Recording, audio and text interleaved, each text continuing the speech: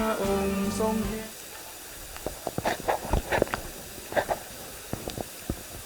อะระหังสัมมาสัมพุทโธ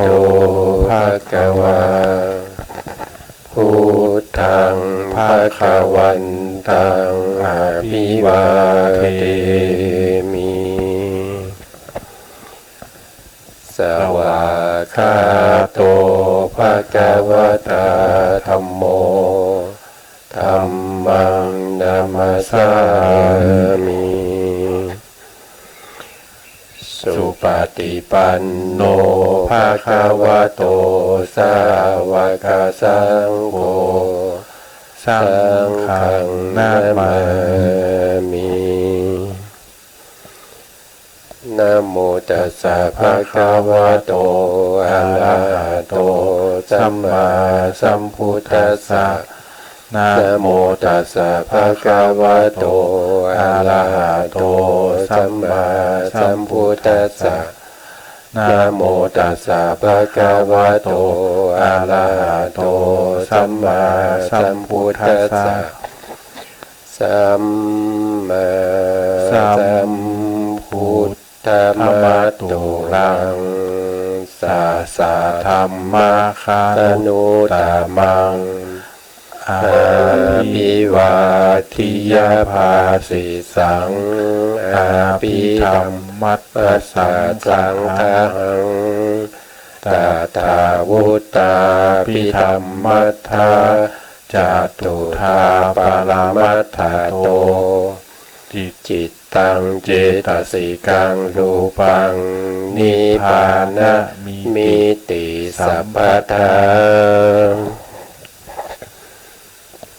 ขอกราบนมัสการพระมหาเถระพระสังฆาธิการพระเถรานุเถระ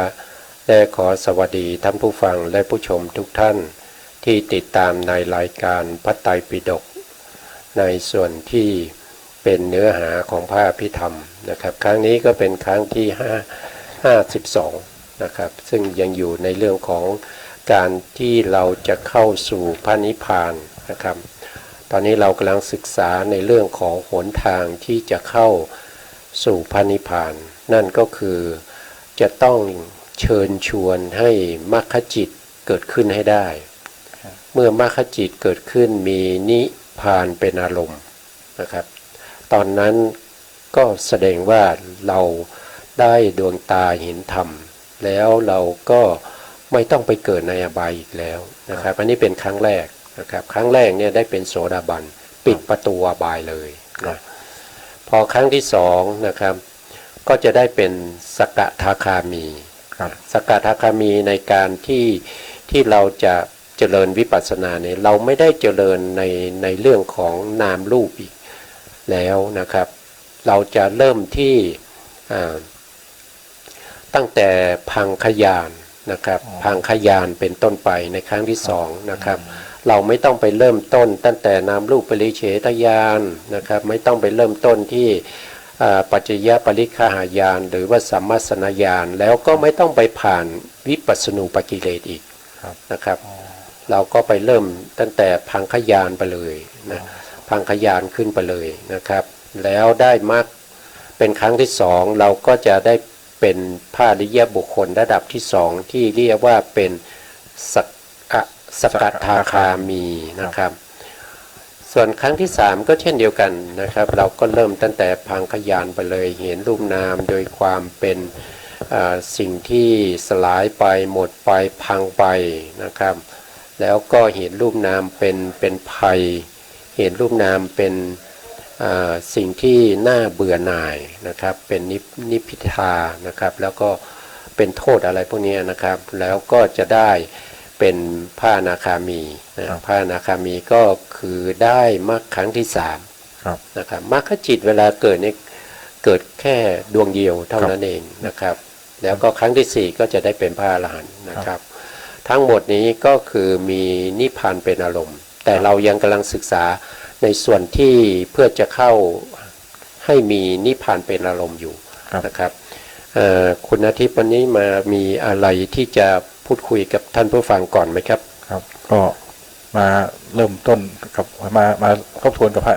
กับท่านผู้ชมผู้ฟังอีกคนอีกครั้งหนึ่งนะครับนี่ครับครับก็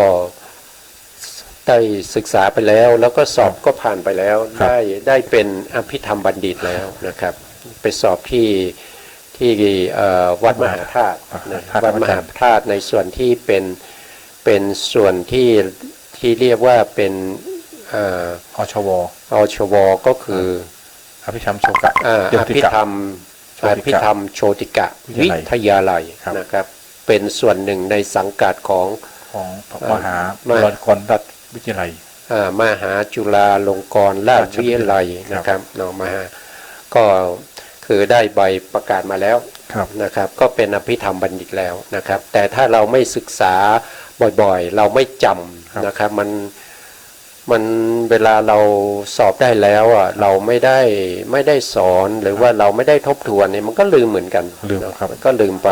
มันก็ลืมไปเพราะฉะนั้นเราก็จะต้องศึกษาบ่อยๆนะครับแล้วก็ทวนบ่อยๆนะครับการทวนก็เป็นเรื่องดีนะครับเพราะว่าก็เป็นการที่เราเอาพระธรรมคำสั่งสอนของพระสัมมาสัมพุทธเจ้ามา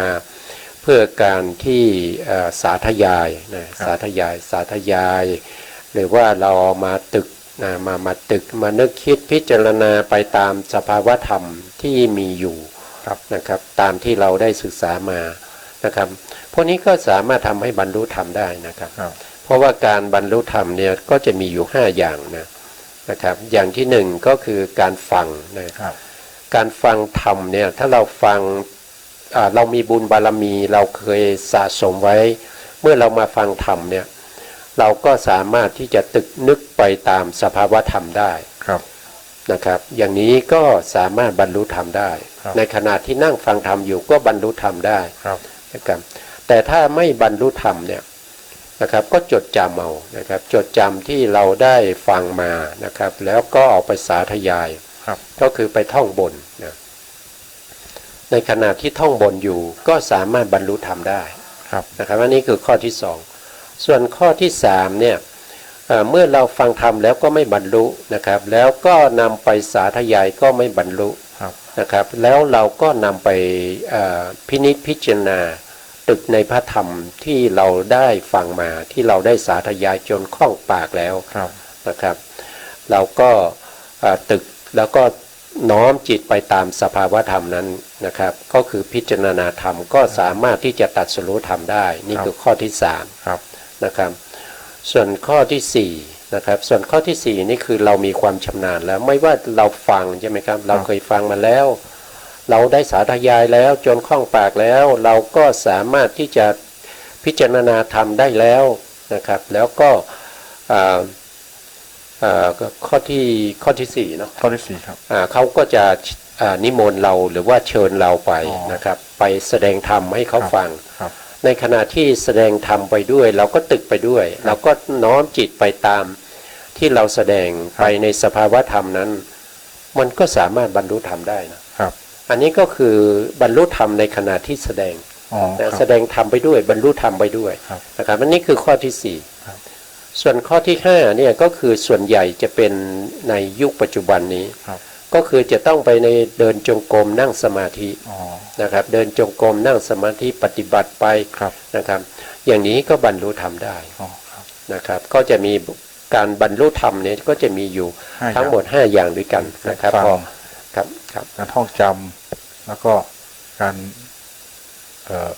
จำการท่องจำแล้วก็การพิจารณาแล้วก็การแสดงธรรมแล้วก็สุดท้ายคือการเดินจงกรมนั่งสมาธิการปฏิบัติธรรมครับผมก็จะเป็นในลักษณะอย่างนั้นแต่ในพุทธวัตรนี่เห็นมีข้อหนึ่งที่เห็นชัดๆคือพระโมคคัลลานะกับพระสารีบุตรครับที่เป็นฟังธรรมของพระอัสสชิก็ได้เป็นพระโสดาบันเลยครับผมพระโมคคัลลานะก็ได้ฟังธรรมจากพระสารีบุตรก็ได้บรรลุธรรมเหมือนกันบรรลุโสดาบันเหมือนกันครับอันนี้เขามีบุญบารมีนะครับเขาสร้างบุญบารมีมานะครับเพราะฉะนั้นเราอยากจะเป็นอย่างพระสารีบุตรหรือว่าพระโมคคัลลานะเราก็ต้องมีการสะสมบารมีนะครับ ก็มีหลายท่านนะครับที่ฟังธรรมแล้วก็บรรลุอย่างเช่นพระยะสะ ใช่ครับ ยะสะก็บรรลุธรรมด้วยการฟังนะครับฟัง2 ครั้งนะครับ ครั้งแรกได้เป็นโสดาบันนะครับแล้วก็อีกครั้งหนึ่งฟังธรรมที่พระพุทธองค์แสดงให้แก่บิดา อ๋อ นะครับแล้วก็ฟังไปด้วย ครับ นะครับบิดาก็ได้เป็นโสดาบันนะพระยะสะนะครับที่เป็นโสดาบันอยู่แล้วก็ฟังที่พระพุทธองค์ทรงแสดงให้แก่บิดาของตนนะครับแล้วก็ฟังแล้วก็ได้ดวงตาเห็นธรรมได้ตรัสรู้ธรรมนะครับได้เป็นพระอรหันต์นะครับ ครับมี ครับ ทิดาช่างทองหกนี่ถือว่าเป็นอยู่ในข้อไหนครับเนี่ยเห็นแกเอาเรื่องความตายไปพิจารณา นางที่เป็นลูกสาวใช่ไหมครับ ครับ คือพระพุทธองค์เนี่ยไปแสดงธรรมที่อันนี้มันเมืองจำไม่ได้แต่เมืองอะไรนะครับก็ไปแสดงธรรมก่อนนะครับแล้วก็ไปแสดงธรรมในเรื่องของมรณานุสตินะครับไว้นะที่เมืองนี้นะครับแล้วก็ธิดาช่างหุบเนี่ยนะเธอก็นำไปในการตึกในการที่จะคิดอยู่บ่อยๆนะครับในข้อที่3หมดกันคิดอยู่บ่อยๆนะทีนี้คิดอยู่บ่อยๆแล้วก็พระพุทธองค์ก็ส่งข่ายพยานไปก็เห็นว่าเธอจะได้สามารถที่จะบรรลุธรรมได้นะครับบรรลุธรรมได้เพราะฉะนั้นพระพุทธองค์ก็จะไปโปรดเพราะว่าเขาได้เจริญในเรื่องของมรณานุสติมาเป็นเวลา3 ปีแล้วนะครับใช่3 ปีแล้วนะครับพระพุทธองค์เคยไปแสดงไว้แล้วก็เขานำไปในการที่จะพิจารณาในการที่ท่องบนในการที่จะน้อมจิตไปตามสภาวธรรมให้เห็นถึงเรื่องของความตายอยู่วันละหลายครั้งนะครับจนได้บารมีเต็มนะครับพระพุทธองค์ก็ไปแสดงธรรมเพื่อจะไปโปรดคนนี้นะแต่ว่าคนนี้เขามีงานก็พระพุทธองค์ก็ยังไม่สามารถที่จะไม่สามารถที่จะแสดงธรรมได้เพราะเขายังไม่มานะครับเพราะฉะนั้นก็เลยรออยู่จนในที่สุดเขามาก็พระพุทธองค์ก็ถามใช่ไหมครับถามว่าเธอมาจากไหนนะครับเขาตอบว่าไงนะมาจากไหนก็ไม่ทราบนี่ไม่ทราบไม่ทราบตอบว่าไม่ทราบนะเพราะอะไรถึงไม่ทราบเพราะอะไรอันนี้ไม่ทราบครับก็เพราะว่าเขาคิดในใจว่าการที่เขามาจากลงทอเนาะลงทอเนี่ยพระพุทธองค์รู้แล้วว่าเขามาจากตรงนั้นน่ะแต่ที่พระพุทธองค์ถามเนี่ยพระพุทธองค์คงไม่ถามอย่างนี้นะครับพระพุทธองค์ที่ถามนี้ก็คือถามว่าเมื่อชาติที่แล้วเนี่ยมาจากไหนตอนนี้เธอมาเกิดเป็นคนนี้เธอมาจากไหนก็คือถามว่าเมื่อชาติที่แล้วเธอเป็นใครใช่ไหมเธอมาจากไหนก็บอกว่าไม่ทราบเพราะระลึกชาติไม่ได้นะครับเพราะว่ามาชาติที่แล้วเกิดตรงไหนก็ไม่รู้นะแล้วพระพุทธองค์ก็ถามว่าไงนะก็จำไม่ได้แล้วจะไปไหนก็ไม่ทราบนะถามว่าจะไปไหนหมายถึงพบชาติหน้าต่อไปจะไปไหนก็ไม่ทราบก็ตอบว่าไม่ทราบนะครับแล้วก็ถามว่าไงนะที่ไม่ทราบนะรู้ไหมอันนี้รู้นี่ทราบคือที่ว่าไม่รู้นะมีรู้ไหมรู้คือจะต้องตายนะครับเรื่องที่รู้คือจะต้องไปนะจะต้องไปจากตรงนี้จะต้องตายแน่นอนนะครับนั้นรู้ทราบว่าจะต้องตายแน่นอนมี3 ข้อครับมี3 ข้อเลยครับน่าจะมีหลายข้อนะแต่ผมจำไม่ได้แล้วจำไม่ได้แต่พระพุทธองค์ก็สาธุเนาะพระพุทธองค์ก็อนุโมทนาสาธุนะครับสาธุแล้วก็พระพุทธองค์ก็แสดงธรรมหรือเปล่าเขาก็ได้เป็นดวงตาเห็นธรรมใช่ไหมครับพอได้ดวงตาเห็นธรรมแล้วเลิกจากตรงนั้นไปกลับไปถึงบ้านนะครับพ่อที่ใช้ให้เขาไปเอ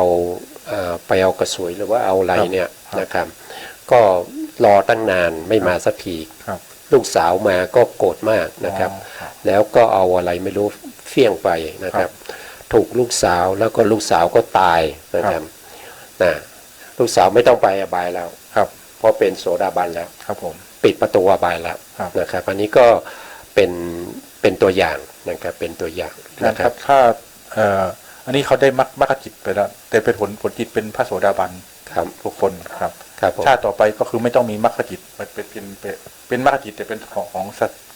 กกิทาคามีใช่ใช่ก็คือเขาได้มากจากแต่ละครั้งนี้จะได้แค่ครั้งเดียวไม่ว่าชาติครั้งเดียวครับแต่ละบุคคลนี้จะได้ครั้งเดียวครับจะไม่ใช่ได้ครั้งเดียวนะครับได้4 ครั้งแต่ละระดับของพระอริยะก็จะได้มากแค่ครั้งเดียวอย่างเช่นโสดาบันก็ได้แค่โสดาปัตติมรรคเพียงครั้งเดียวนะครับถ้าสกทาคามีมรรคก็ได้เพียงครั้งเดียวนะครับจะไม่มีเกิดเป็นครั้งที่สองนะครับมันก็จะเลื่อนขึ้นไปเรื่อยๆนะครับดูได้ศึกษาจากพุทธประวัตินี้ก็มีหลายบุคคลนะที่ได้โสดาบันแต่ก็แล้วก็ตายแล้วก็ชาติต่อไปเขาไปทำต่อใช่ไหมครับครับไปเจริญต่อนะครับไปเจริญต่อครับผมไม่เกิน7 ชาติใช่แล้วนะครับถ้ากลับมาเกิดในกามภูมินะต้องมีหมายเหตุว่าถ้ากลับมาเกิดในกามภูมิเนี่ยไม่เกิน7 ครั้งนะครับไม่อย่างเช่นมาเกิดเป็นเทวดานี่ก็เป็นกามภูมิมาเกิดเป็นมนุษย์ก็เป็นกามภูมินะครับมาเกิดเป็นมนุษย์หรือเป็นเทวดาเนี่ยไม่เกิน7 ครั้งเนี่ยเขาจะได้เป็นเขาจะได้เป็นพระอรหันต์แล้วเขาจะปรินิพพานแล้วนะครับแต่ถ้าไปเกิดในรูปภูมินะไปเกิดในรูปภูมิเนี่ยอาจจะมากกว่า7 ครั้งก็ได้นะครับมากกว่า7 ครั้งก็ได้นะครับอย่างเช่นอนาถบิณฑิกาเศรษฐีนะครับที่เขามีความตั้งใจที่จะไปเกิดในสุทธวาสนะครับตอนนี้เขาไปเกิดในที่เขายังเป็นเทวดาอยู่นะครับเขาไปเกิดในชั้นไหนนะจำไม่ได้ยามาเขาอยู่ในชั้นยามาเนาะเขาอยู่ในชั้นยามาชั้นที่2นะครับนะแล้วไม่รู้ว่าเขาจะเกิดในชั้นเทวดากี่ครั้งนะครับที่จะขึ้นไปเกิดในรูปภูมิอีกนี่แค่นับแค่7 ครั้งนี่หมายถึงว่าหมายถึงกามสุขติภูมิใช่ไหมครับใช่7 ครั้งก็คือกามสุขติไม่นับรูปภูมิถ้าเขาไปเกิดในรูปภูมิเนี่ยเขาจะเกิดได้มากกว่านั้นอีกนะครับมันไม่แน่นะครับคือหมายถึงว่าสามารถเกิดได้มากกว่านั้นนะครับอาจจะเกิด8 ชาติ9 ชาติ10 ชาติก็ได้นะครับแต่ว่าเขาตั้งใจปรารถนาไว้ไปแล้วก็ขึ้นอยู่กับอัธยาศัยของผู้นั้นนะครับอนาถบิณฑกะเศรษฐีเนาะแล้วก็นางวิสาขาเท้าสกะพวกนี้เขามีความปรารถนาจะไปเกิดในสุทธวาสสุทธวาสก็จะมีอยู่5 ภูมิแล้ว5 ภูมินะตอนนี้อนาถบิณฑกะเศรษฐีเนี่ยไปเกิดครั้งแรกก็ไปเกิดเป็นเทวดาอยู่ในชั้นยามาอยู่ในชั้นยามาแล้วก็จะไปเกิดที่ไหนอีกไม่รู้นะครับกว่าที่จะได้ไปเกิดในชั้นแรกของสุทธวาสที่เราเรียกว่าอาวิหานะอาวิหาเพราะเขาต้องการไปที่ทุกภูมิก่อนจะปรินิพพานครับใช่ก็ภูมิอื่นเขาเคยไปมาแล้วแต่ที่มีเหลืออีก5 ภูมิยังไม่เคยไปใช่จุดมุ่งหมายเขาอยู่ที่สุทธวาสนั่นครับเขาจับไปครบทุกภูมิครับผมถ้าเขาไปสุทธวาสครบ5แล้วก็แสดงว่าเขาไปมาทุกภพทุกภูมิแล้วเขาเป็นโสดาบันแล้วเขาไม่จำเป็นที่จะต้องไปเกิดในอบายอีกนะครับคือเขาเคยไปมาแล้วอบายนะครับเขาไม่ได้มุ่งหวังตรงนั้นเขามุ่งหวังในส่วนที่เป็นสุทธวาสสุทธวาสมี5 ชั้นด้วยกัน5 ชั้นตั้งแต่อวิหานะอวิหาแล้วก็อัตตปาสุทัสสาสุทัสสาสุทัสสีอกนิฐานะ5 ภูมิเพราะ5 ภูมิเราไม่เคยไปนะครับเพราะถ้าคนไม่เคยไปอีกรูปอีกท่านหนึ่งคือพระอรหันต์นี่ก็ไม่เคยไปเพราะอรหันต์หมายถึงว่าอรหันต์ที่เราสึกมากรรมภูมิเนี่ยครับโลกมนุษย์เทวดาไม่เคยไปเกิดไม่เคยคือ31 ภูมิเราไม่เคยไปเกิด5 ภูมิครับพระเจ้าก็ไม่เคยไปเกิดเพราะเป็นพระอรหันต์ไปแล้วครับผมพระพุทธเจ้าก็ไม่เคยไปเกิดครับไม่เคยไปเกิดแต่ที่กะเศรษฐีต้องการไปทุกภูมิคือต้องไปสุทธวาสด้วยครับผมเพราะยังคือว่ายังไม่เคยไปครับ ก็จะเป็นลักษณะอย่างนั้นนะครับ3 บุคคลนะครับ3 บุคคลนะครับเราเข้าสู่เนื้อหานะครับเข้าสู่เนื้อหาต่อจากครั้งที่แล้วนะครั้งที่แล้วเราก็พูดในเรื่องของจิตตานุปัสสนาสติปัฏฐานจบไปแล้วนะวันนี้เราก็มาพูดถึงในเรื่องของธรรมานุปัสสนาสติปัฏฐานต่อนะครับธรรมานุปัสสนาสติปัฏฐานนะครับซึ่งเป็นหมวดที่4นะครับหมวดที่4ในสติปัฏฐานนะในมหาสติปัฏฐานสูตรนะครับหมวดที่1คืออะไรนะครับหมวดที่1คือนิวรณ์ไม่ใช่กายานุปัสสนาสติปัฏฐานครับหมวดที่1คือกายานุปัสสนาสติปัฏฐานหมวดที่2คือเวทนานุปัสสนาสติปัฏฐานเวทนานะครับหมวดที่3แล้วครับคือจิตตานุปัสสนาสติปัฏฐานจิตตานุปัสสนาสติปัฏฐานหมวดที่4ก็เป็นหมวดสุดท้ายในเรื่องของสติปัฏฐานและ4นะครับเป็นธรรมานุปัสสนาสติปัฏฐานนะครับในธรรมานุปัสสนาสติปัฏฐานก็จะมีอยู่ทั้งหมดกี่หมวดกี่ประภะนะครับก็จะมีอยู่หนึ่งก็คือนิวรณ์5นะนิวรณ์5นิวรณ์5แล้วก็อันที่2ก็คือขันธ์5นะครับอันที่3ก็คืออายตนะภายในและอายตนะภายนอกนะครับเป็น6คู่ด้วยกันต่อไปก็จะเป็นโพชฌงค์7นะโพชฌงค์7แล้วก็อริยสัจ4นะครับเป็นอริยสัจ4ตรงนี้มีวงเล็บไว้นะครับว่าเป็นของจริงแห่งพระอริยเจ้านะครับของจริงพระอริยเจ้านะก็จะมีอยู่เท่าไหร่1 2 3 4 5ข้อด้วยกันแต่ละข้อก็จะมีรายละเอียดนะมีรายละเอียดอยู่นะครับอย่างเช่นนิวรณ์5นิวรณ์5เนี่ยนิวรณ์นี่มีอะไรบ้างมันคือนิวรณ์มีอยู่5อย่างด้วยกันนะครับคือกามฉันทะนิวรณ์ความพอใจในกามคุณอารมณ์นะครับองค์ธรรมได้แก่โลภะในโลภะมูลจิต8นะครับแล้วก็อันที่2คือพยาปาทนิวรณ์คือความโกรธนะครับองค์ธรรมได้แก่โทสะที่ในโทสะมูลจิต2ครับแล้วก็ถีนมิทะนิวรณ์ความหดหู่ท้อถอยอารมณ์องค์ธรรมได้แก่ถีนะและมิทะในอกุศลสังขาริกจิต5 ดวงครับแล้วก็4คืออุทจักกุจจะความฟุ้งซ่านรำคาญใจองค์ธรรมได้แก่อุทจักในอกุศลจิต12กุตุจักในโทสะมูลจิต2นะครับสุดท้ายคือวิจิกิจฉานิวรณ์คือความลังเลสงสัยในสิ่งที่คนเชื่อองค์ธรรมได้แก่วิจิกิจฉาที่ในวิจิกิจฉาสัมปยุตจิต1นะครับครับอันนี้ก็คือนิวรณ์พูดย่อก็คือชอบใจไม่ชอบใจง่วงฟุ้งสงสัยนะครับนิวรณ์นี่แปลว่าอะไรครับเครื่องกั้นความดีครับเครื่องกั้นความดีนะครับเครื่องกั้นความดีก็คือหมายถึงว่าเขาจะมากั้นในขณะที่เรากำลังปฏิบัติธรรมใช่ไหมครับยกตัวอย่างง่ายๆเลยในขณะที่เรากำลังสวดมนต์อย่างเงี้ยนะครับกำลังสวดมนต์อยู่นะครับนิวรณ์ก็จะเข้ามาตัวที่เข้ามาบ่อยก็คือตัวฟุ้งซ่านนะครับบางทีเรากำลังสวดมนต์อยู่มันก็คิดไปเรื่องโน้นคิดไปเรื่องนี้พอคิดออกไปปุ๊บสวดมนต์ผิดเลยนะครับแล้วก็สวดมนต์ก็จำไม่ได้ว่าสวดอยู่บรรทัดไหนนะครับสวดอยู่ตอนไหนแล้วก็จำไม่ได้เพราะอะไรก็เพราะนิวรณ์นะครับนิวรณ์มันมาขัดขวางมาขัดขวางไม่ให้เราทำการไหว้พระสวดมนต์ที่มีอานิสงส์เยอะนะครับพอเขาเข้ามาเนี่ยทำให้การสวดมนต์ของเราเนี่ยมันมีอานิสงส์น้อยมีอานิสงส์นะครับแต่ว่าไม่มากถ้าเราสวดมนต์ได้แล้วก็จิตใจของเราเนี่ยเป็นสมาธินะครับนึกตามไปในบทสวดทั้งหลายนะครับอย่างนี้ก็จะมีอานิสงส์เยอะนะครับนิวรณ์เนี่ยมันเป็นสภาวะธรรมที่เราเผลอไม่ได้ถ้าเราเผลอปุ๊บเขาจะเข้าทันทีนะครับพยายามที่จะไม่ให้เข้าเราก็ตึกไปในบทสวดแต่เขาก็ยังสามารถเข้ามาได้ครับผมเป็นธรรมชาติครับสิ่งที่จะสามารถระงับนิวรณ์ได้คือระงับด้วยชั่วคราวก็คืออัปปนาสมาธิครับถ้าถึงเข้าอัปปนาสมาธิคือเข้าฌานแล้วนิวรณ์จะหายไปแล้วครับก็ชั่วคราวนะครับชั่วคราวอันนี้ ประเภทนี้เราเรียกว่าเป็น เครื่องกั้นความดี เป็นวิ วิคัมพนาประหาร วิคัมพนาประหารนะครับก็คือ เอาหินทับหญ้าครับ เหมือนกับอะไรนะ เอาหินทับหญ้าครับ หินทับหญ้านะครับก็คือหมายถึงว่าหินนั้นจะทับ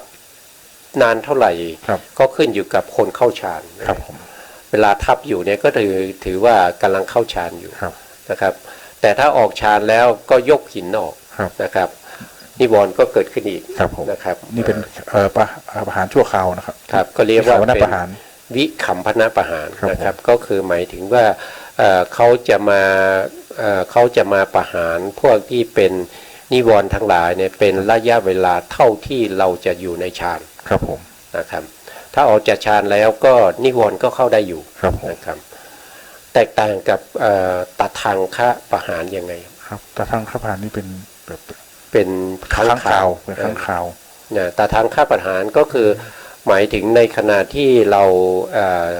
รามีมหากุศลเกิดขึ้นนะครับเวลาเราไปใส่บาตรอย่างเนี้ยนะครับในขณะที่เราใส่บาตรที่เรากำลังใส่บาตรเรากำลังน้อมนึกถึงนะครับนึกถึงพระภิกษุสงฆ์นะครับที่มารับบาตรก็มีกรรมเป็นของตนนะครับเราก็มีกรรมเป็นของตนทั้งผู้รับและผู้ให้ทานเนี่ยก็มีกรรมเป็นของตนในขณะนั้นก็จะเป็นมหากุศลเกิดขึ้นนะครับแล้วก็ประกอบด้วยปัญญาด้วยเพราะว่ามีความเชื่อในเรื่องของกรรมและผลของกรรม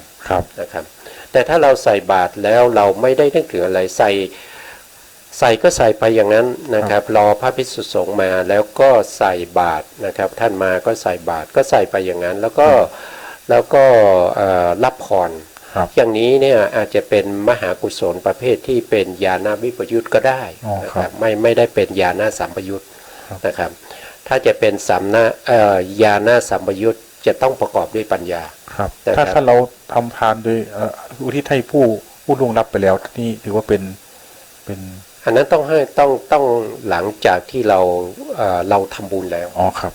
หลังจากที่เราทำบุญอย่างเช่นเราใส่บาตรหลังจากเราใส่บาตรเสร็จแล้วเราก็กรวดน้ำนะครับแล้วก็อุทิศส่วนบุญไปให้แก่บิดามารดาผู้ล่วงลับไปแล้วนะครับหรือว่าญาติผู้ใหญ่ทั้งหลายนะครับใครก็ตามหรือสรรพสัตว์ทั้งหลายที่สามารถจะรับได้ในขณะที่เรากรวดน้ำนั้นก็ถือว่าเป็นการแผ่ส่วนบุญอันนี้ก็จะว่าแผ่ส่วนบุญโดยเป็นพรหมวิหารไม่ใช่นะครับมันคนละอันกันนะครับตัวนี้ก็คือแผ่บุญแผ่กุศลที่เราทำนะให้แก่สรรพสัตว์ที่เขาสามารถรับได้นะครับซึ่งจะแตกต่างกับการแผ่เมตตานะครับแผ่เมตตาก็คือพรหมวิหาร4นะครับอันนั้นคือการแผ่เมตตาโดยไม่มีขอบเขตไม่มีขอบเขตไม่มีจำกัดไปในอนันตจักรวาลทั้งหลายอันนั้นก็จะเป็นพรหมวิหาร4นะครับก็จะมี2อย่างนะครับในเรื่องของการอุทิศอันแรกนี้เรียกว่าอุทิศส่วนบุญเนาะส่วนอันที่2นี้เรียกว่าแผ่เมตตานะครับในพรหมวิหาร4นะก็สามารถได้ฌานนะครับถ้าแผ่ไปโดยไม่มีนิวรณ์มาขั้นเนี่ยก็สามารถได้ฌานได้เมตตานะครับแล้วก็กรุณาและมุทิตาเนี่ยได้ตั้งแต่ฌาน1ไปถึงฌาน4นะครับเว้นเฉพาะฌาน5แต่ถ้าฌาน5นี่ต้องแผ่อุเบกขานะครับฌาน5ต้องเป็นอุเบกขานี่พูดโดยในเหตุพระอภิธรรมครับแต่ถ้าในเหตุพระสูตรนี่ก็ถ้าเป็นอุเบกขาก็เป็นฌานที่4นะครับเป็นฌานที่4นะอันนี้เราก็พูดถึงเรื่องขององค์ธรรมแล้วนะนิวรณ์5เราก็พูดถึงองค์ธรรมไปแล้วทีนี้เราก็มาดูว่าวิธีการที่เราจะทำยังไงนะครับที่จะทำให้ได้ซึ่งนะครับซึ่งอะไรซึ่งธรรมานุปัสสนาสติปัฏฐานในนิวรณ์5นะครับก็คือภิกษุในธรรมวินัยนี้ย่อมพิจารณาเห็นธรรมในธรรมก็คือนิวรณ์นะครับคือนิวรณ์ข้อที่1นะธรรมก็คืออะไรธรรมก็คือสภาวะทั้งหลายเรียกว่าธรรมใช่ไหมครับ อย่างเช่นจิตที่เกิดขึ้นเป็นธรรมไหม ทำเป็นธรรมครับ เป็นธรรมจิตที่เกิดขึ้นเป็นอกุศลเนี่ยเป็น เป็นธรรม เป็นธรรมใช่ไหม ธรรมครับ เป็นอกุศลธรรมหรือเปล่า เป็นอกุศล หรือว่าเป็นกุศลธรรม อกุศลธรรม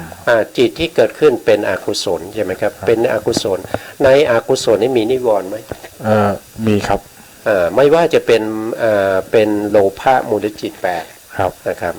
ไม่ว่าจะเป็นโลภะมูลจิต8นะครับโลภะมูลจิต8นะอยู่ตรงไหนเอ่ยนะครับ เราก็มาดูนะครับโลภะมูลจิต8ก็อยู่ตรงนี้นะครับอยู่ตรงนี้ในโลภะมูลจิต8เนี่ยทำตัวที่1เนี่ยก็คือหมายถึงว่าเป็นสภาวะธรรมอื่นๆนะครับเป็นสภาวะธรรมอื่นๆนะครับโลภะมูลจิต8นะครับตรงนี้นะครับก็มีนิวรณ์นะนิวรณ์ไม่อยู่ในนี้นะครับนิวรณ์ที่อยู่ในโลภะมูลจิต8นี่คืออะไรครับคือได้แก่อะไรมีกามฉันทะครับกามฉันทะกามฉันทะนิวรณ์ทีนามิทะแล้วก็ทีนามิทะ3 ตัวครับอาจารย์มีอะไรบ้างครับกามฉันทะความพอใจในกามคุณอารมณ์แล้วก็ทีนามิทะความหดหู่ท้อถอยอารมณ์และฟุ้งซ่านรำคาญใจครับครับทีนามิทะใช่ไหมทีนามิทะทีนอกนั้นไม่มีแล้วนอกนั้นนี่ได้อยู่ในความโทสะอยู่เฉพาะเราพูดเฉพาะในโลภะมูลจิต8ในโลภะมูลจิต8นี่มีนิวรณ์อยู่3 ตัวมี3 ตัวคือกามฉันทะนิวรณ์แล้วก็ทีนามิทะแล้วอุทจักทีนามิทะครับครับทีนามิทะอุทจานี่เป็นอันนี้อยู่ในตัวเดียวคือโทสะไม่ใช่กุจานะอุทจานี่เป็นอุทจาอยู่ในอกุศล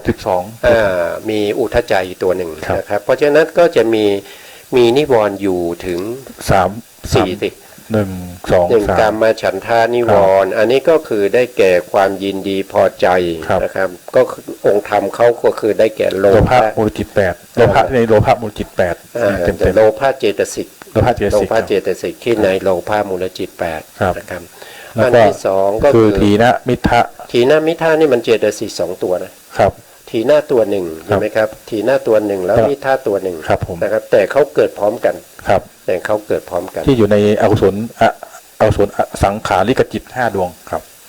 สังขาริกจิตก็จะมีก็เราพูดถึงโลภะก็จะมีอยู่4ครับก็จะเป็นสังขาริก็คือโลภะมูลจิตดวงที่2แล้วก็ดวงที่4ครับดวงที่6แล้วก็ดวงที่8อันนี้จะมีถีนามิทะประกอบด้วยครับต้องมีแน่นอนครับต้องมีการชักชวนครับแต่มีถีนามิทะแล้วก็อุทจักอุทจักก็คือความฟุ้งซ่านครับนี่อยู่ในอกุศลจิต12เลยนั่นแสดงว่าเขาอยู่ทั้ง8 ดวงเลยทั้ง8 ดวงครับเพราะฉะนั้นก็จะมีนิวรณ์อยู่ครับอยู่3 ตัวกามฉันทะทีนามิทะนี่มันคนละตัวมี2 ตัวครับแล้วก็อุทจักกุจจะเพราะฉะนั้นก็จะมีถ้าว่าโดยนิวรณ์ก็3ก็ว่าโดยนิวรณ์ก็มี3แต่ถ้าว่าโดยองค์ธรรมมีเจสิกอยู่4 ตัวว่าโดยองค์เนี่ยมีอยู่4เจสิกอยู่ในโลภะนะครับธรรมอันแรกเนี่ยก็คือหมายถึงตัวจิตเนี่ยแล้วก็เจตสิกอื่นๆนะครับแล้วก็อยู่ในธรรมตัวที่ในธรรมเนี่ยก็คือตัวนิวรณ์นะครับที่อยู่ในนี้นะครับเพราะฉะนั้นการที่เราพิจารณาเราย่อมพิจารณาเห็นธรรมก็คือเห็นโลภะมูลจิตที่เกิดขึ้นในตัวของเรานะครับแล้วก็เห็นธรรมในธรรมนั้นก็มีนิวรณ์ใช่ไหมครับนิวรณ์เราก็เห็นทั้งตัวจิตแล้วก็ตัวนิวรณ์ที่อยู่ในโลภะนั้นนะครับก็จะมีในลักษณะอย่างนี้นะครับอันนี้ก็คือพูดถึงในเรื่องของนิวรณ์นะครับในเรื่องของย่อมพิจารณาเห็นธรรมในธรรมนะครับพิจารณาเห็นธรรมในธรรมคือยังไงก็คืออย่างนี้นะครับก็คือตัวที่นิวรณ์ไปอาศัยนั่นแหละเราเรียกว่าเป็นธรรมตัวที่1นะครับแล้วก็ธรรมตัวที่2ก็คือตัวนิวรณ์นั่นเองนะครับเห็นธรรมในธรรมก็คือนิวรณ์ไปเกิดที่ไหนนะครับต้องเห็นตัวนั้นก่อนเรารู้สึกยินดีพอใจนะมันรู้สึกได้นะมันรู้สึกได้ในความรู้สึกตัวนั้นเนี่ยก็คือตัวโลภะแล้วโลภะมูลจิตแล้วนะครับแล้วเราก็ รู้ไปอีกว่าในโลภะมูลจิตเนี่ยมันมีนิวรณ์ที่ชื่อว่า ครับ ที่ชื่อว่าก ามฉันทะนิวรณ์แล้วก็ถีนมิทะนิวรณ์ ทีนมิทานี่ก็ต้องแยกไปอีกนะครับ ครับ ต้องแยกไปประเภทที่เป็นสังขาริกนะครับ แล้วก็ อุทจจะกูจะ กุจะไม่มี อุทจจะเฉยๆครับ มีแต่อุทจจะอย่างเดียวนะครับทำไมอุทจจะมันถึงมีในนี้ได้ อุทจจะในคนความฟุ้ง ทำไม ซ่าน มันมีในโลภะได้อุทจจะเนี่ยก็เพราะว่าอุทจจะเนี่ยมันเป็นเจตสิกประเภทที่เราเรียกว่าเป็นสัพพะนะครับสัพพะมาดูตรงนี้นะครับตรงแถวนี้เลย ครับ นะครับแถวนี้ก็จะเรียกว่าเป็นโมหะโมจตุกาสีนะครับหรือบางทีเราจะเรียกว่าเป็นสัพพากุศลสาธารณะนั่นแสดงว่าเจตสิกที่เป็นกลุ่มของโมหะเนี่ยทั้ง4ดวงเนี้ย ครับ เขาจะเกิดกับจิตที่เป็นอกุศลทุกดวง 12 ดวง ทั้ง12ดวง ครับ เพราะฉะนั้นอุทจจาดวงนี้นะอุทจจาดวงนี้เนี่ยก็จะต้องมีในอกุศลจิต12เลยนะครับจะต้องอยู่ในอกุศลจิต12เลย ครับ นะครับนั่นก็แสดงว่าเขาอยู่ในโลภะด้วย ครับ นะครับในโลภะด้วยนะเพราะฉะนั้นเขาอยู่ในนี้ด้วยนะครับเขาอยู่ทุกๆดวงนะครับในที่เป็นอกุศลแต่ทำไมไม่พูดถึงแต่ทำไมไม่พูดถึงอุทจ อุ จะ ทจจะเลยนะครับก็เพราะว่าอุทจจะเมื่อเกิดอยู่ในจิตที่เป็นโลภะมูลจิต หรือว่าเป็นโทสะมูลจิต หรือว่าเป็นวิจิกิจฉาสัมปยุทธ์เนี่ย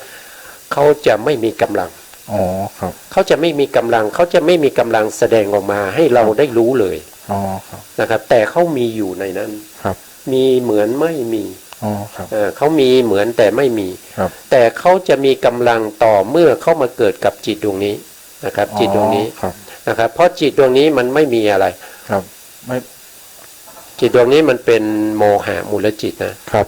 มันเป็นโมหะมูลจิตนะครับมันไม่มีโลภะนะ ไม่มีโลภะ มันไม่มีโลภะมันไม่มีโทสะ ครับ นะครับมันไม่มีโลภะมันไม่มีโทสะแล้วก็ไม่มีวิจิกิจฉา ครับ เพราะฉะนั้นเขาจึงมีกำลังขึ้นมา อ๋ ได้ อครับ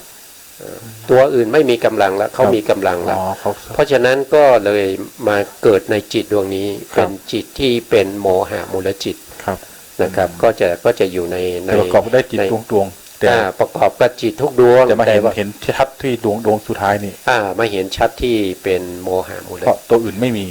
ตัวเองเลยชัดขึ้นมา ใช่ตัวที่จะมาเป็นประธาน เช่นโลภะเนี่ย ครับ โทสะเนี่ยวิจิกิจฉาเนี่ยที่ ครับ จะมีกำลังมาเกิดร่วมกับตัวเนี่ย ครับ เขาไม่เกิดอ่ะ ครับอ๋อ พอเขาไม่เกิดป๊บตัวเองก็เป็นใหญ่ในที่นั้นเลย อ๋อครับ นะครับก็ปรากฏก็จะเป็นอุทจจะสัมปยุตนะครับเกิดในโมหะมูลจิตดวงที่สองนั่นเอง ครับ นะครับอันนี้ก็เป็นนิวรณ์นะครับแล้วก็ในถ้าเราจะไปดูถ้าเราพูดถึงเรื่องขององค์ธรรมในพระพิธรรมก็จะพูดในลักษณะอย่างนี้นะครับ แต่ถ้าเราไปดูในพระสูตรเนี่ยในพระสูตรก็จะพูดอีกลักษณะหนึ่งนะครับเดี๋ยวผมเปิดพระสูตรให้ดูนะครับก็เปิดพระสูตรให้ดูนะครับตรงนี้นะครับพระสูตรเนี่ยท่านก็จะพูดถึงนิวรณ์5เหมือนกันนะนิวรณ์5เหมือนกันนะครับแล้วก็พูดถึงเรื่องของกามฉันทานิวรณ์นะครับก็คือความยินดีพอใจในกามคุณนะในกามคุณก็คือกามลมณ์นั่นเองนะกามคุณนี้มีอะไรบ้างครับอาทิตย์ครับ กามคุณนี่หมายถึง ยินดีทาง รูป ตา ทางตา ทาง ตา ทางหน้า หู 6ทางเลย กับทางตาหูจมูกลิ้นกาย ดังๆหน่อยครับไม่ได้ ตา ยิน ทางตาหู ครับ จมูกลิ้นกาย แล้วก็ใจด้วย ใจด้วย ใจที่คิดถึงสิ่งที่ชอบที่เราเห็นมาแล้ว อย่างเช่นตอนเช้าเราเห็นผู้หญิงสวยๆใช่ไหมครับเราก็ชอบใจตอนนั้นแล้วนะตอนที่เราเห็นเนี่ยเราชอบใจแล้ว ครับ แต่ว่าตอนเย็นมาเนี่ย ครับ เราไม่ได้เห็นรูปนั้นแล้ว ครับ แต่เรานึกเอา อ๋อ ใช่ไหมเรานึกถึงผู้หญิงคนนั้น ครับ แล้วเราเกิดความชอบใจ ครับ อันนี้คือความชอบใจทาง ทางคำอารมณ์ ทางใจ ทางใจครับ ทางใจนะครับเพราะฉะนั้นเกิดได้ทั้ง6ทวารเลย อ๋อ นะครับเกิดได้6 กำลังไปถึงอารมณ์ทั้ง6เลยนะครับ ครับนะครับแล้วก็ได้ทางเสียงก็คือ สัทธารมณ์ เสียงที่ไพเราะใช่ไหมครับเสียงที่ไพเราะหรือว่าเป็นเสียงที่ ที่ฟังแล้วก็ธรรมดาธรรมดาแต่เป็นเสียงของคนที่เราชอบ อ๋อครับ ใช่ไหม ครับ เสียงของคนที่เราชอบ หรือผู้หญิงที่สวยๆเนี่ย ครับ เขาพูดจาในเสียงไม่อ่อนหวานเท่าไหร่ ครับ แต่เรารู้ว่าเป็นเสียงของเขาอ่ะ อ๋อครับ เราก็ไปยินดีในเสียงเขาได้เหมือนกันนะครับ ครับ นะครับถึงว่าถึงเสียงเขาไม่ไพเราะ ครับ แล้วมันพวกที่เป็นกามเนี่ยมันวิจิตรนะครับ มันวิจิตรพิสดารนะครับไม่ว่าจะเป็นกลิ่นนะครับไม่ว่าจะเป็นกลิ่นนะครับบางทีเดินผ่านไปได้กลิ่นน้ำหอมใช่ไหม ครับ ก็นึกถึงใครนึกถึงคนที่เขาใช้น้ำหอมอย่างนี้ที่เราชอบ ครับ นะครับหรือว่าเราไม่ชอบน้ำหอมอย่างนี้ก็เป็น เป็น โทสะ โทสะ ก็จะเป็นในลักษณะอย่างนั้นนะครับในที่นี้นี่พระพุทธองค์นะครับเราพูดถึงในส่วนที่เป็นพระสูตรนะครับในส่วนที่เป็นพระสูตรที่เราจะเจริญในเรื่องของนิวรณ์ปภะนะครับอันที่หนึ่งเนี่ยพระพุทธองค์ให้เราเนี่ยพิจารณาอย่างนี้นะครับนะเมื่อกรรมฉันทะมีณภายในจิต ครับ ย่อมรู้นะครับย่อมรู้ชัดนะครับย่อมรู้ชัดว่ากรรมฉันทะมีอยู่ภายในจิตของเรานะครับอันนี้คือข้อที่หนึ่งเราต้องพิจารณานะครับเราต้องพิจารณาก็คือการเราจะรู้ได้อย่างไงว่ากรรมฉันทะเนี่ยที่มันเกิดขึ้นในจิตของเราเนี่ยมันมีอยู่ ครับ นะครับก็ในขณะที่เรามีความยินดีเราก็ส่งจิตเข้าไปดู ครับ นะครับเข้าไปดูสภาวะถึงความยินดี ครับ ที่เกิดขึ้นนะก็ได้พูดไปเมื่อ ขออภัยครับก็ได้พูดไปเมื่อครั้งที่แล้วนะครับว่ากามฉันทะนะครับที่เกิดขึ้นเนี่ยเกิดขึ้นในโลภะมูลจิต ครับ โลภะมูลจิตที่เกิดขึ้นในขณะนั้นเนี่ยมันทำให้เรารู้สึกถึงความยินดีพอใจ ครับ นะครับตัวโลภะมูลจิตเนี่ยเขาไปยินดีพอใจนะครับแต่ถ้าเราจะส่งจิตเข้าไปดูเนี่ยก็หมายถึงว่ามันจะต้องเป็นวิถีใหม่นะครับไม่ใช่วิถีที่เป็นโลภะที่ดับไปเมื่อกี้ ครับ นะครับก็จะเป็นวิถีใหม่ เมื่อเรามีโยนิโสมนสิการเราปฏิบัติสติปัฏฐานสี่ในเรื่องของนิวรณ์นะครับในเรื่องของธรรมานุปัสสนาสติปัฏฐานนะครับในส่วนที่เป็นนิวรณ์ปภะนะครับเราก็ส่งจิตเข้าไปดูถึงความยินดีพอใจถึงสภาวะนั้นว่ายินดีพอใจมีลักษณะอย่างไรนะครับ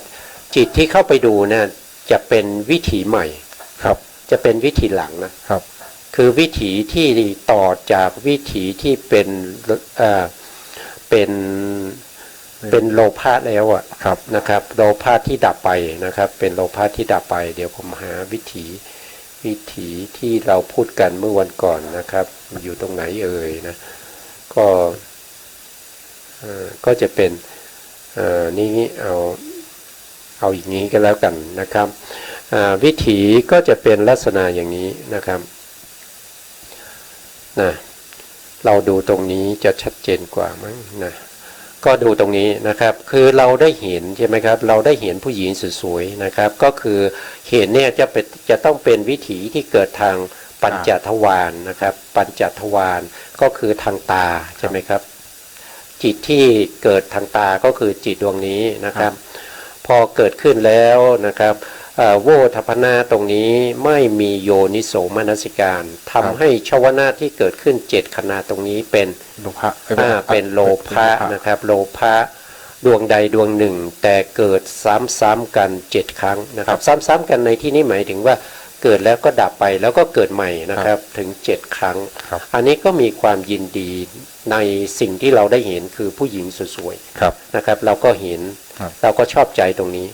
แล้ววิถีนี้ดับไปวิถีใหม่ก็จะเกิดขึ้นนะครับวิถีใหม่ที่เกิดขึ้นก็จะเป็นวิถีทางนี้นะครับหรือว่าตรงนี้ก็ได้นะครับเพราะว่าจะต้องเป็นมโนทวารวิถีนะครับมโนทวารวิถีเกิดขึ้นนะครับแล้วก็ตรงมโนทวาราวชนะตรงนี้เนี่ยนะครับมีโยนิโสมนสิการนะครับชวนะที่เกิดต่อจากมโนทวาราวชนะจิตนี้ก็จะเป็นมหากุศลนะครับเป็นมหากุศลเพราะ มีโยนิโสมนสิการเป็นผู้นำทางนะครับเหมือนกับการที่ตอนเช้าๆผ้าที่จะขึ้นเนี่ยสิ่งที่ขึ้นก่อนนั่นก็คือแสงเงินแสงทองใช่ไหมครับแสงเงินแสงทองก็คือตรงนี้ก่อนที่ผ้าที่จะขึ้นก็จะมีลักษณะอย่างนั้นนะครับชาวนาที่เกิดขึ้นตรงนี้ก็จะเป็นมหากุศลแต่มหากุศลตรงนี้มีอะไรเป็นอารมณ์ก็มีโลภะมูลจิตที่เพิ่งดับไปก่อนหน้านี้เป็นอารมณ์นะเป็นอารมณ์นะเป็นอารมณ์เข้าไปดูถึงสภาวะของโลภะที่อยู่ในชวนาจิตที่ดับไปก่อนหน้านี้นะครับด้วยมโนทวารวิธีนะครับรู้ได้ด้วยทางใจนะครับสภาวะนี้เราความยินดีนี่เรารู้ทางใจนะดูทางใจอย่างเดียวเราจะเอาตาไปดูความยินดีพอใจได้ไหมไม่ได้ครับเราจะเอาหูไปฟังเสียงว่ายินดีพอใจมันมีลักษณะอย่างใดได้ไหมไม่ได้ครับไม่ได้มันต้องไปทางมโนทวารนะครับมันต้องนึกไปนะครับส่งใจไปแล้วก็ไปดูนะครับดูสภาวะธรรมที่เพิ่งดับไปก่อนหน้านี้ที่มีความยินดีพอใจนะครับอันนี้ก็คือการที่เรารู้ชัดถึงความยินดีพอใจความยินดีพอใจนั่นคือเป็นกามฉันทะนิวรณ์นะครับก็ไปสู่ที่เดิมของเรานะครับก็ไปสู่โทษทีนะครับก็กลับไปที่เดิมนะครับแล้วก็อยู่ตรงไหนอยู่ตรงนี้นะครับอยู่ตรงนี้เดี๋ยวต้องย่อลงหน่อยนะครับข้อ4กันเดี๋ยวนะครับเดี๋ยวนะอันนี้ก็จะอยู่ตรงไหนนะครับก็หาคืออยู่ตรงนี้นะครับอยู่ตรงนี้ก็จะย่อภาพลงนิดหนึ่งนะครับก็เป็นกามฉันทานิวรณ์นะครับแล้วต่อไปพระพุทธองค์ก็ให้พวกเราเนี่ยตอนครั้งแรกเนี่ยนิวรณ์ที่เป็นกามฉันทานิวรณ์เกิดขึ้นในใจของเราให้เราพิจารณาแล้วก็ให้รู้ชัดว่ากามฉันทานิวรณ์เนี่ยเกิดขึ้นในจิตของเรานะครับเมื่อครั้งข้อที่2นะครับข้อที่2ท่านก็ได้แสดงไว้ว่านะครับ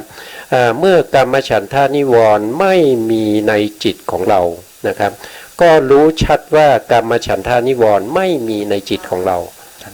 พระสูตรนะครับพระสูตรก็อยู่ตรงนี้นะครับก็อยู่ตรงนี้นะก็คืออันนี้ก็คือในจิตนะครับย่อมรู้ชัดว่ากามฉันทะมีอยู่ในจิตนะครับมีอยู่ณภายในจิตของเรานะต่อไปข้อที่2ก็คือหรือตรงนี้นะครับหรือเมื่อกามฉันทานิวรณ์ไม่มีณภายในจิตก็ย่อมรู้ชัดว่ากามฉันทะไม่มีณภายในจิตอันนี้จะอธิบายยังไงตอนที่มีก็รู้ไม่มีก็รู้ว่าไม่มีไม่มีไม่มีนี่จะอธิบายยังไงก็เหมือนเมื่อกี้นะครับเหมือนวิถีเมื่อกี้นะครับเหมือนวิถีเมื่อกี้แต่วิถีเมื่อกี้เนี่ยวิถีแรกมันเป็นโลภะแต่ถ้าไม่มีกามฉันทานิวรณ์นั่นก็แสดงว่าอาจจะเป็นอย่างอื่นก็ได้นะครับอาจจะเป็นนิวรณ์อย่างอื่นก็ได้อย่างอาจจะเป็นพยาปะทะความโกรธของผมนี่จะเสียงดังมากไปอาจเป็นทายาปะทะหรือวิจิกิจฉาตัวนี้ครับอาจจะเป็นมหากุศลอาจจะเป็นมหากุศลก็ได้นะครับมหากุศลก็จะไม่มีนิวรณ์เหมือนกันนะครับหรือว่าอาจจะเป็นมหาคตาก็ได้นะครับหรือว่าอาจจะเป็นจิตที่เป็นโทสะก็ได้โทสะครับเป็นโทสะก็ได้แล้วก็เป็นวิจิกิจฉาเป็นวิจิกิจฉาก็ได้นะครับเป็นวิจิกิจฉาก็ได้นะขอโทษนะครับเราอันนี้ไม่ให้ท่านผู้ฟังได้ดูนะครับถ้าจิตของเราเนี่ยไม่มีกามฉันทานิวรณ์นั่นก็แสดงว่าชวนาจิตของเราเนี่ยไม่เป็นโลภะนะครับไม่เป็นโลภะเพราะว่ากามฉันทานิวรณ์จะเกิดเฉพาะโลภะมูลจิต8เท่านั้นนะครับทีนี้ไม่มีกามฉันทานิวรณ์เนี่ยอาจจะเป็นโทสะก็ได้ครับนี่เรียกว่าพยาปะทะนิวรณ์ถ้าเป็นโทสะก็จะมีพยาปะทะนิวรณ์ก็เป็นความอะไรความโกรธความโกรธก็ได้นะครับนะ ความโกรธก็ไม่ใช่นี้ไม่ใช่ไม่ใช่กามฉันทะ ครับ หรือว่าจะเป็นวิจิกิจฉาก็ได้ วิจิกิจฉาครับ หรือว่าจะเป็นอุทธัจจะก็ได้ อุทจจะอุทจจะได้แต่กุกุจจะครับที่ฟุ้งรำคาญใจอุทจจะ อุทธัจจะอุทธัจจะสัมปยุตอยู่ตรงนี้ ครับ นะครับ ก็จะเป็นจิตนี้ก็ได้ มัน นะ ก็ ครั ได้ บ ครับ เว้นเฉพาะในส่วนที่เป็นโลภะมูลจิตแปด ครับ นะครับเราก็ต้องรู้ชัดว่าในขณะนั้นนะครับจิตของเราไม่มีกรรมฉันทานิวรณ์นะครับในขณะที่เราเข้าไปดูเนี่ยนะครับเราเข้าไปดูในวิถีจิตนะครับที่เพิ่งดับไปที่ไม่ใช่เป็นกรรมฉันทานิวรณ์อาจจะเป็นโทสะก็ได้ อันนั้นก็จะเป็นพยาปาทานิวรณ์ ครับ นะครับหรือว่าอาจจะเป็นโมหะมูลจิตที่เป็นวิจิกิจฉาก็ได้ อันนั้นก็จะเป็น ไม่มีไปวิกิจฉานิวรณ์ ก็จะเป็นวิจิกิจฉานิวรณ์ ครับ ถ้าไปเป็นอุทธัจจะ อุทจจะ ก็จะเป็น ก็เป็น อุทธัจจะสัมปยุตที่เป็นโมหะมูลจิตนั่นก็ได้ ครับ ครับ นี่คือ ก็จะเป็นอย่างนี้หรือว่าจะเป็นมหากุศลก็ได้ ใช่ครับเป็นฝ่ายดีก็ได้ เป็นฝ่ายดีก็ได้ เป็นมหากุศลก็ได้ ครับ นะครับหรือว่าไปเป็นมคตะ ฌานมคตะ เป็นฌานก็ได้ อันนี้ก็เป็นเข้าฌานอยู่เข้าฌานนี่ก็ไม่มีนิวรณ์นิวรณ์ไม่มีสักตัวเลย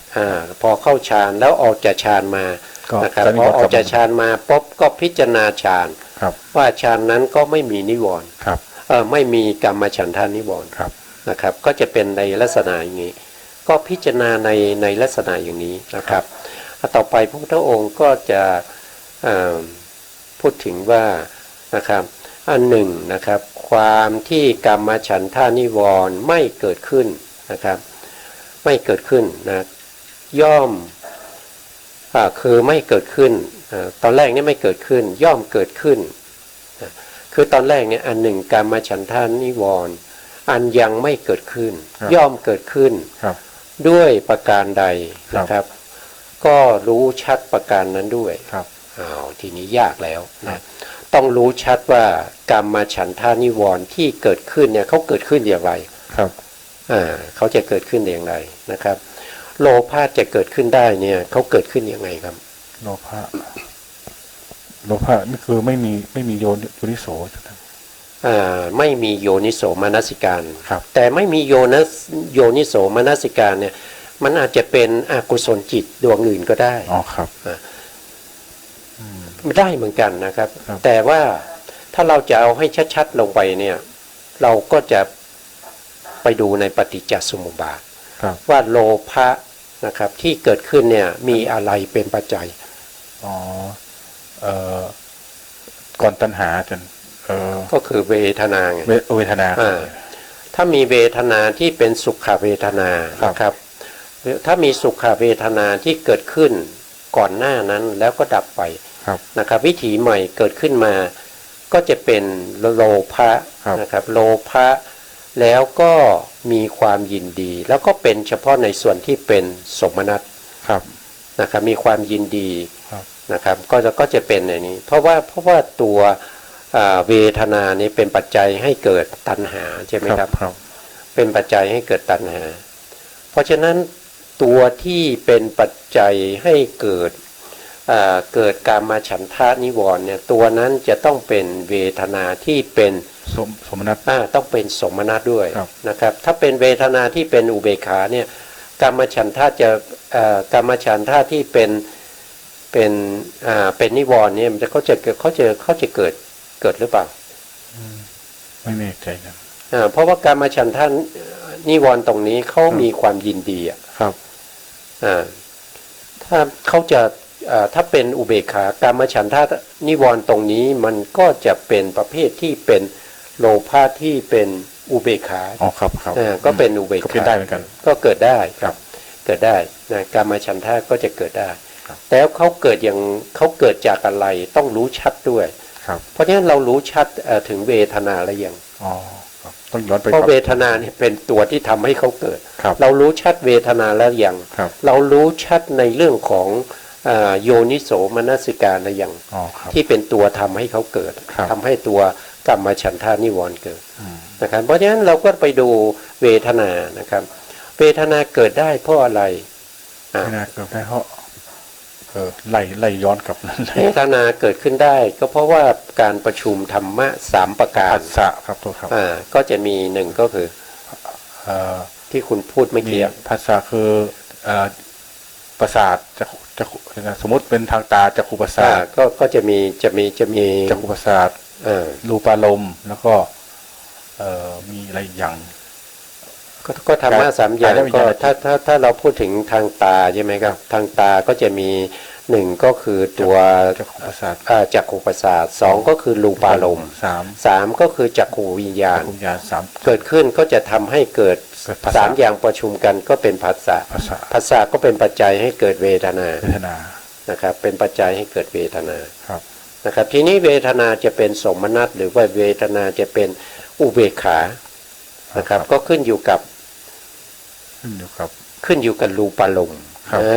นะครับรูปารมณ์ก็คือสีใช่ไหม ครับ เป็นสีที่เราชอบใจ อ๋อ ใช่ไหมครับเป็นสีที่เราชอบหรือว่าเราไม่ชอบ ครับ นะครับถ้าเราเฉยๆก็เป็นอุเบกขา อุเบกขา ถ้าเราไม่ชอบก็จะเป็น เป็นโทสะแล้ว ก็เป็นโทสะโทสะก็ไม่ใช่กามฉันทะแล้วกลายเป็น เป็นพยาปะทะ เป็นพยาปาทะ ครับ แล้วก็พยาปาทะก็จะมีความโกรธ ความโกรธ นะครับเพราะว่ามัน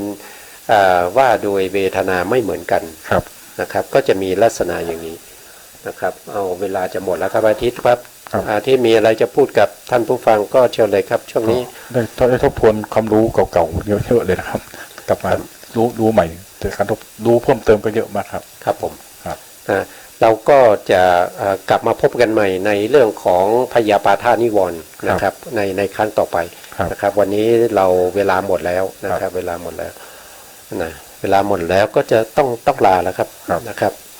นะก็ขอกราบขอบพระคุณพระครูสมุทรวิศวัตรวรกิจโจผู้อำนวยการสถานีวิทยุเพื่อการศึกษาพระพุทธศาสนาและวัฒนธรรมนะครับขึ้น FM 104.5 เมกะเฮิรตซ์วัดฝ่ายหินนะครับแล้วก็ขอกราบขอบพระคุณพระครูปริยัติยานุศาสตร์แล้วก็ขอบคุณท่านผู้ฟังและผู้ชมทุกท่านนะครับที่ติดตามในรายการนี้ครับพบกันใหม่ในโอกาสต่อไปครับสวัสดีครับ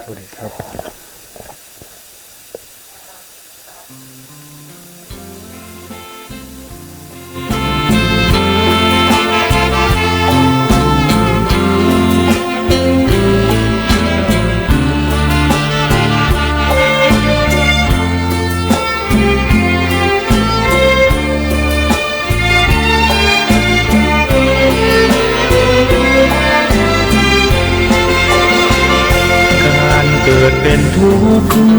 เหตุทำให้เกิดทุกข์ช่องทางดับทุกข์นั้นคืออุเบกขาอริยสัจสี่รวมความได้เห็นปัญญาส่องฉายบัญชาในภาวะจิตในโลกิยธรรมโลก